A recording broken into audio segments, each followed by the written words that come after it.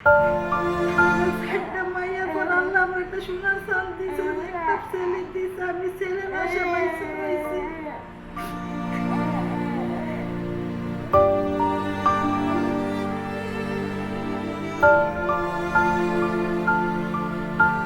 মাত্র 8 মাস বয়স।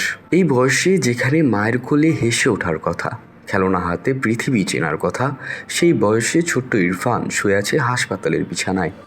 শ্বাস নিতে পারছে না ঠিকমতো, ফুসফুসের 4 ভাগের 3 ভাগ নষ্ট, হৃদয়ে রয়েছে 2টি ফুটো। জীবনের সঙ্গে প্রতিদিন যুদ্ধ করছে সে। ইরফানের বাবা পেশায় একজন ভ্যান চালক, দিন আনে দিন খায়।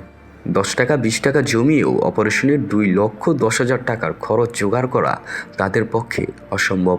মা তাসলিমার চোখের কোণ ভেজা দিনরাত, প্রতিটি শ্বাসে সন্তানের কষ্ট তাকে ভেঙে দেয়।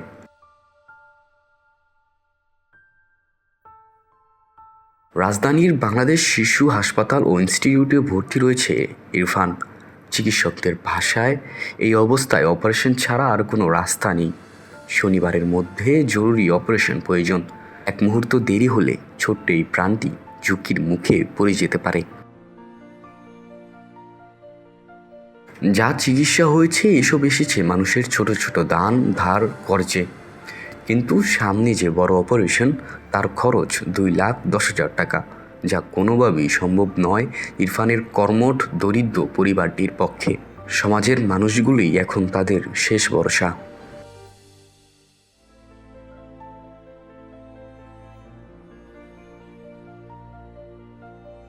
ছোট্ট ইরফানের বাঁচতে চাই শুধু একটু সহায়তা, একটি শিশুর প্রাণ, একটি মায়ের স্বপ্ন, একটি পরিবারের আশা। আপনার আমার ছোট্ট সাহায্যই পারে ফিরিয়ে আনতে। ইরফানকে বাঁচিয়ে তোলার এই লড়াইয়ে এগিয়ে আসুন মানবতার হাত বাড়িয়ে। দৈনিক উজ্জীবিত বাংলাদেশ, নারায়ণগঞ্জ।